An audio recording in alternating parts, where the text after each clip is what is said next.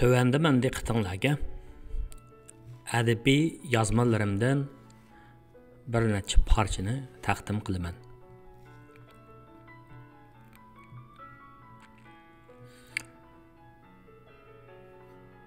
Özümlü bola alaydı ekan mən.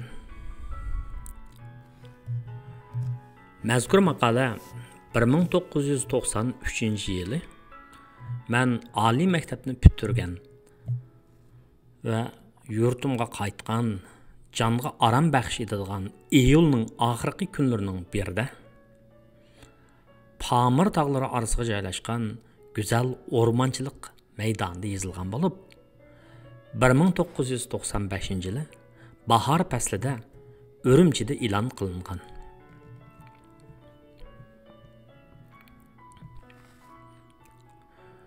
Atalarning izidan menish, analarning chirig'ini yo'ritish farzandning farzandlik burchidir.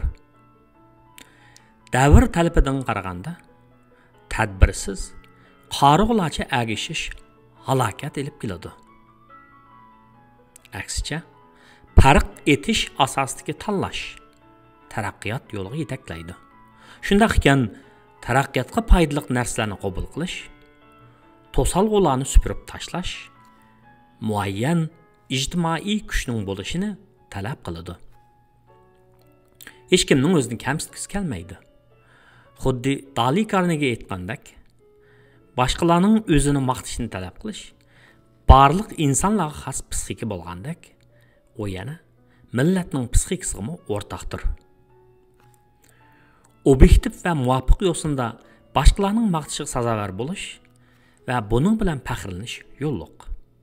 Uning o'ziga bo'lgan ishonchni oshirishga foydasi bor.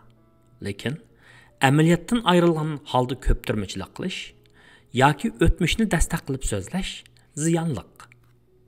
Xalq ichida og'riqni yo'shirsang, o'lim oshkora degan maqol bor. Bir butun avomga diagnoz qo'yish tas, ammo o'zimizga o'zimiz diagnoz qo'yish o'ng'ayroq bo'ladi. Chunki bizning hamma ishlarimiz, xarakterimiz o'zimizga ayon. Mubada cho'nqur diagnoz orqali Misr ehromlariga o'yilgan o'zingni tonu degan so'zni tushunib, o'zimiz haqida men ojiz emas ekanman degan yakunga erisha olsak edik, biz inson mukammalligiga qarab atlangan bo'lar edik. Mukammallik Allohga xos. Gerçi bu diniy madaniyat qarshi bo'lsa-mu, lekin siri noma'lum bo'lgan cheksiz koinotning o'zi bir mukammallikning namoyandasi ustida tabiat qonuniyatlarining rolini joriy qildirib, olamning o'zida qandaqdir bir mukammallikning mavjudligini his qildirib turibdi. Men fikrimning tezligiga baxmay, hayotni suyish istagim va chala-puli bilimlarim bilan o'zimni mukammallashtirishning uzoq safarda ketib o'tib, mushu xiyollarga duchor bo'lib, afsuslanish va xavfsirash tuyg'ularining azoblarida qo'limga qalam oldim. Men bu xil hissiyotga o'rtoqlashadigan do'stlarning chiqilganligiga ishonaman. Hattingay 22 yil o'tib ketibdi. Odam bo'lishning yo'lini o'rganish fursatini hisoblagandimi, 16 yil o'tib ketibdi. Tafsili o'ylanib ko'rsam, men niyotim bo'la olmaydi ekanman. Bu mening alma darxi ostida o'ltirmaydiganligim yoki almaning mening beshimga tushib, meni cheksiz xiyolga boshlab kirishidek tasodifiylikning tug'ilmasligidan emas, balki ilgari fursat va sharoitning bo'lmaganligi tufayli qiziqish va shijoatning menda yetilish imkoniyatining bo'lmaganligida. Agar fursat va sharoit kichigimda menga yor bo'lgan bo'lsa edi, meningmi beshimga anjur yoki xuvayni o'rib tushib ketib, menimi xiyolga silib, olamning boshqa qonuniyatlarini tepishga nisb qilar edi. Francis Bacon bilim tajribadan keladi degan ekan. Gorki dağınıq yazıcı.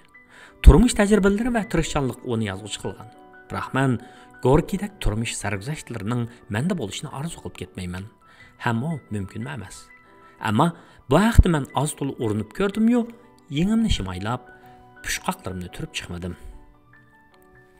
Edisonның өзіге xas turmuş sərgüzəştləri bolğan. Onun turmuş sərgüzəştisi onu ilmi təcrübə bilan şoğullanışqa muvaffaq qılğan. Mən bu düşdümü görgən. Kiçikkina hamma tərəfi bekek bu tağlıq yezida tok çırağımı yoxtursa, elektr əsbablardan egziş mümkün bu. Oylab baxsam, mən Darwinmi bola almaydı ekanman. Bu Darwinning bu xil ta'limotni o'ttir qo'yib bo'lganligidan emas, balki Darwinga xos iste'dodning menda yo'qligidan. Chunki men to'g'ri hayvonmi, qushmi degan savolga to'g'ri va tiz javob bera olmagan tursam, men Pierre Curie bo'la olamdiman. Bu arzuyim mening iste'dod va jasoratda mendimi kuchlik Maria Curie'ning menga jo'p bo'lishini talab qiladi. Undaqda men buni naqshi bilan vaqtini isrof qilgudakman. Baqaman har yanga intizor bo'lib intizor. Undaqda matematikchi. Differensial integralni xili obdanli egiligim bilan, lekin Gausschilik vaqtimda birdan 100gacha bo'lgan sonni necha soatlab avar bo'lib qo'shib chiqqanim esimda. Uningdimi yaltaydim. Ish qilib men fanning har qaysi eshiklaridan kirish uchun tirishib baxdim yo, lekin burnim qanab ketdi. Yoki tenim shu qadar ojizmi? O'zim uqmayman. Balkim shundoq bo'lish kerak deb o'ylagan edim ilgari. Lekin bargan suri uni e'tirof qilgim kelmaydigan bo'lib qoldi. Hozir men ashu xil iddining menda bo'lgani uchunmi o'zimga ochiqlanaman. Reallikqa yuzlangulik. Men bu gapni to'g'ri deb qoldim. O'tmishni asladim. Fanniy tarbiya ko'rgan o'qituvchilarimni va ularning sapasini dansab chiqdim. Bu davr va o'tgan bir necha davr kishilarni to'g'risiga ham uzunisiga selishtirma qilib chiqdim. Oxir pushaymon va afsuslanishimmi oz ishga qarab yuzlandi. Turmushdimi ratlik ham puxta bo'lib qoldim. Tanholik balki bir qism kishilarga azob elib keladigandir. Lekin men uningdan o'zimning qalb taxtidagi ajoyib fikrlarni suzib olaman. Shu fikrlarning birisi men uchun quyosh yeganini oldim ekan. Buning uchun men faqat o'zimni bo'lishim kerak ekan, ham shundaqli bo'la oladi ekanman. Balki bu ilohdagi mukammallikni izlab, o'zimni mukammallashtirishim uchun chekkan riyozatlarimning mukofotidir.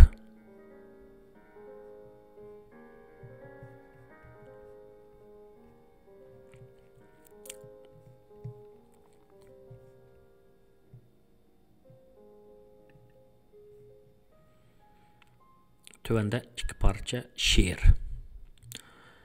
Qashqardagi ko'ni çayxana. Bir dükkan var uyimga yaqin. Uning da bor bir qahvaxona. Chunki mendan yiroqda qolgan Qashqardagi besiq çayxana. Seg'inganda yaqinlarimni, xohlaganda varang-churungni, qo'ltig'imga qisib kitobni, men yuraman bu dükkan tomon. O'ltirman tepib bulungni. Kim odam sen demaydi hech kim, parvo qilmas hech kimga hech kim. Qulog'imga kirmas parangla, Qashqar tomon ketar xiyolim. Ko'z oldimga kelib oladi. Buvam bilan otishdan kelib, men choy ichgan bolaligimda mehri issiq ko'ni choyxona. Nalardan kelgan odamlar choy buyuruydi girdiga qo'shib. Piyolada shamlar tik turar, daqiqada mehmon kep turar. Yuragingni so'yindirdi, qulog'ingga kirgan paranglar. Xaridorlar ichida balki pushti bartur qutlug' shavqining, ya choyxona egisi hazrat chavrasidir Seyit Nochining. Qashqardagi tatliq choyxona, bor seningda hayotiy quvvat, chunki senda uzilmas tarix, shunga menda sana muhabbat. Mahallamda bir qahvaxona. Do'stim kelsang shu yerdan izda. O'ltirman qo'limda qalam, xiyol surib choyxona ichra. Xiyollarning cheki yo'q, faqat qahva emas qo'limdagisi Qashqardagi choyxona chiyi. Kelgin do'stim mehring bilan kel, biz choy ichgach paranglashayli. Aziz ana Qashqar haqida kelishtirib daston yozayli. Pədisida otliq Qashqarning bir istakan qahva ichayli degili qo'y meni bir navbat. Xo'sh xo'jam, choyga baqsa. Bu tuyg'uga cho'kida har kim o'z yurtidan uzoq ayrilsa. 2013-yili 12 avgust Boston. Atish söygüsü. Dedim Qashqarim, dedim Ürümçem, demedim dexe, seni atışım, aşı sualını qo'ydi bir qo'shnam, yezin atishni ko'ngli qalmasin. Chakman chapinim har doim birga, borolmasammo ana atishqa, undan izdayman soya ham rohat, hayot to'mizi qiynagan chaqda.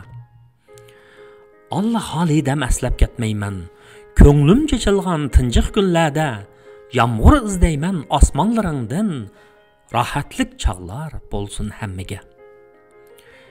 Xiyol shunqarim uchib ketadi. Tavfiq ruhidan madadlar so'rab, damullam so'zi birar kuch g'ayrat, iman idrakdan qatrlar yo'llab. Allah Qashqarim senda bor tarix. Allah Ürümçem senda bor söygüm. Allah atışım etaklarında qayta tug'lar xiyolim o'zim.